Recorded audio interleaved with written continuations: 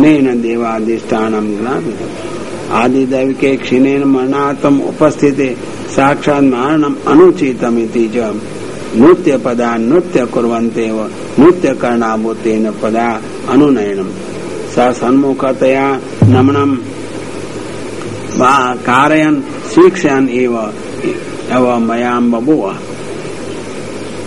दमनं कारयितवान् स्वयमेव वा कृतवान् एवं दमनेन कृते आदिदैविकस्य उपास्य भगवतो वा अस्वास्थ्यं भवेत् तदा मर्यादा विरोधस्य इति आशंकाः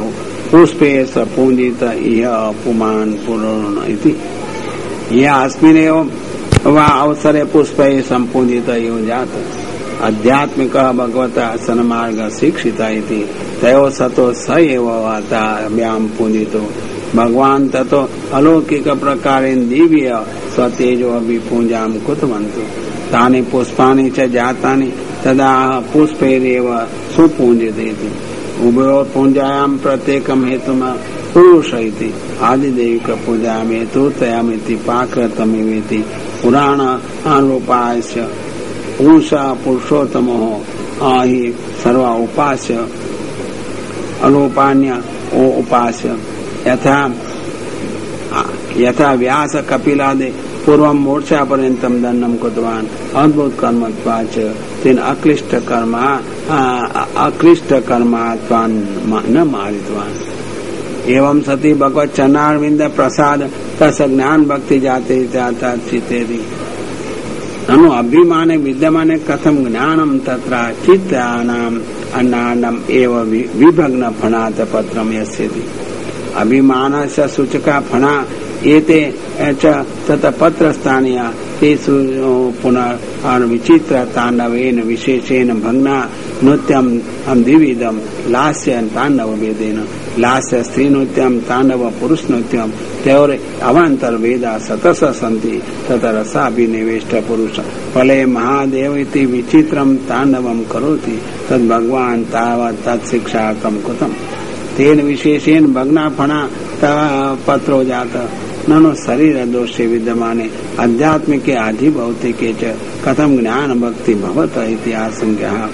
रक्तम मुखेर औरवमन्तम इति च रुधिरम अंतर्दोषात्मकम तद्भवनेन अंतर्दोषो गतः भग्नगात्रवा आहि दोषो अपि अतो निर्दुष्टो नारायणं श्रुतवान् आदिदैविके शेषे स्वसम्बन्धीन च ससेते अतो आदिदैविकेन उपकृतो नारायणं श्रुतवान् अनुपास्ये च स एव अयं नारायण इति ज्ञातवान् तदा स्वस्य दासत्वम् अस्य च भगवत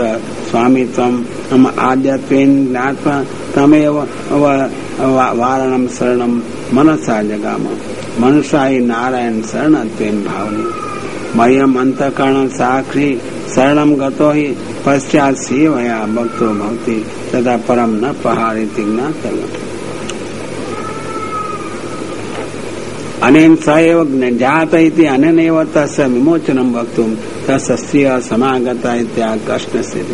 तर्हि भर्तारं द्रष्टुम् आगतं पतिव्रता नार्यः अतः स्वधर्ममेव संज्ञानं कृष्णस्य भारेण अवसनं पीडितं पार्श्वपहारेण च परितो भग्नफणातपत्रं यस एवं सतो अभिमान गतदोष मनुष्येव प्रत्यय तं दृष्टा वार्ता सत्यो भगवन्तम् उपसेदु इति संबंधः ननु बालकस्य भगवतः को भारः तथापि सच्चिदानन्दस्य स्थूल कार्यस्यैव नव भारत्वात् तदा गर्भ जगद अस्यति ननु एकेन जगद् भार सोढुम् अशक्य तेन स्वस्यैव भ्राता शेष कथं सहति तथोक्तं परितो भग्न फणात पत्र आसेति न केवलं भगवान् भार रूप किन्तु मारयति च ननु अन्यस्य स्त्रियः कथं भगवतः स्थानेन समागताम् तत्र आद्ययति सही हे स्वस्य मूलभूतो भवति किञ्च अमुष्य पत्न्यो यज्ञ संयोगिति च यज्ञ संयोगे एव सा पत्नीत्वम् अयं रूपं च भगवान् यज्ञ तथा पति संयुक्ता स्वयं वेद संयुक्ता स्युः तदा पत्न्य एव न स्युः किञ्च आर्ता पतित्वादेव तास अर्धशरीरं भवन्ति अतः स्वयमेव ताड़ित अर्धमृतो विज्ञापयन्ति न च स्वस्य मारन् कथमन्यो मारित इति पीडितो भवति। शास्त्ररूपं चरितार्थमिति मतं दूरीकुर्वन् तथा अधिकारेण तथैव भवति इति ताडिताभिः चिन्तयामि। आह स्वतन्त्रि वसनानि भूषणानि केशवं केशबन्धाश्रयासम् आदि मध्यावसानेषु संयुक्त पदार्थानाम् अपगमनं तादन व्यतिरेकेन न संभवति। तथापि मानवतीनां तासां भर्तुः मोचनार्थं भर्तुः बालकत्वं ज्ञापयन्त भर्तृरूपान् बालकान् पुरस्कृत्य उपायम् एव स्वसर्वस्व भर्तुः स्थापितं निर्वेद्य स्वयमपि भूमौ जल एव उद्गत अधिदैविक भूमौ तिरस्थ भूमौ वा। अतः हृदय मध्ये प्रविष्टं भगवन्तं वा आत्मनिवेदनम् एव कुर्वन्तो नमस्कारं कृत्वा भगवतः स्तोत्रं कुर्वन्तस्तमिति न तु आगता एव कथं न पार्थितवत्य तत्र विपन्न मनसा इति विपन्नं मनोयासं भगवान् मोचयिष्यति इति गतविश्वास भर्तुर आधिक्यात् अतः तप्त प्रकारं परित्यज्य अतः भिन्न प्रकारेण स्तोत्रं कुर्वन्ति पुरस्कृतार्थ और बालकायामिति च संयुक्ता तु सामग्री पूर्वमेव गता अतो भूमौ कायं निधाय ननु एतादृश अवस्थायां कथं पुरुषान्तरे पतिता तथा भूतपतिमिति सहि भूतमात्रस्य पति साधारण तरेव एता अनुग्रहीता स्युः तदा साध्यते तर्हि भर्तृरूपमेव भगवन्तं सेवितुं वाञ्छति नान्य प्रकार कृताञ्जलि पुटा अंजलि बद्वा देवता रूपत्वात् विष्ट स्त्री रूपा भर्तु समलस्य पापस्य अपराधस्य च मोक्षणम् इच्छयाम तादृशस्य सत्यो भगवान् शरणादयति च शरणं प्रपन्न सतो शरणागत इति भगतेव न मान्य तथापि तस्य पापं सहजं तमोरूपम् अपराधस्य न गच्छति इति तासाम् उद्योगः। दंडानुमोदनम सर्वि नमनम दशभि तथा प्रार्थना पंचभिश्चेति त्रिधा स्तुति उदीयते द्विविधस्यापि पापस्य स अपराधस्य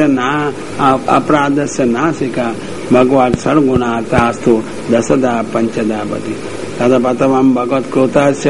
अन्यायात्मः नान्यो हि दण्ड इति अयं मरण लक्षणो दण्डो नायादनं पेतः ईश्वरो हि त्रिविधं दण्डं करोति न्यायं न्यूनम् अधिकं च प्रसाद मर्यादाश्च अधर्मा तथा प्रवदिका तथा यं न्यायकृतं किल्वशं पापमेन अनेन बहवः एव विहिंसिता इति तद्हिंसा अपि उचितेव ननु पापे दण्ड धरो यमे अस्ति मया स कथं कर्तव्यमिति चेत् तव अवतार खल निग्रहयति खला हि निरन्तरं दोषकर्तारो मरणानन्तरम् एव यमो अधिकारी तावत्पर्यन्तं तम् अपेक्षयां सुरन्ना स्यात् अतः खलानां निग्रहार्थम् एव भगवान् मध्ये अवतीर्ण न तु तथापि कश्यप पुत्रो अयं शेष भ्राता कथं दण्ड इति चेत् ततः नृपो सुतानाम् अभितुल्य दृष्टि इति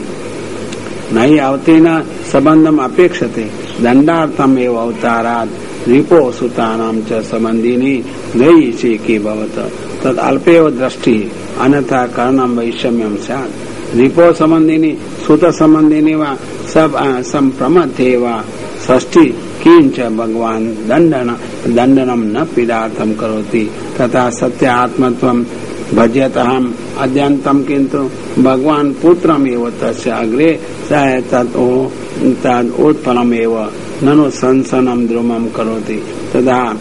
दास्तेदं फलम् एव अनुशासन इति अतो अस्य अग्रे फलं भविष्यति दण्डेन निश्चितम् एवं भगवत्कृतस्य दण्डत्वम् अंगीकृत्य इदानीं दण्ड एव अयं न भवति किन्तु अनुग्रह विद्या अनुग्रह इति भवताय अनुग्रह एव कृतः अहीनो देहे अप्रयोजकत्वान् नपुंसकत्वम् ततो मम तो वा अनुग्रह अहीनो वा अनुग्रह ननु दुःखात्मकस्य अस्य कथम् अनुग्रह रूपत्वं तथा दण्ड असतां खलु कल्मषापहमिति